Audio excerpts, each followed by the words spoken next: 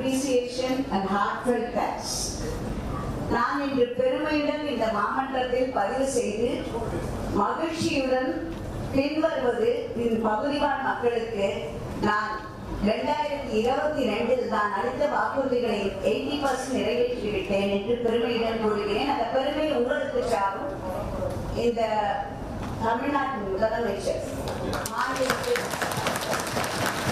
ஸ்டாலின் அவர்களுக்கும் மா சுப்பிரமணியம் அவர்களுக்கும் அமைச்சர் நேரு இந்த 3 பேருக்குமே I would like to record my appreciation.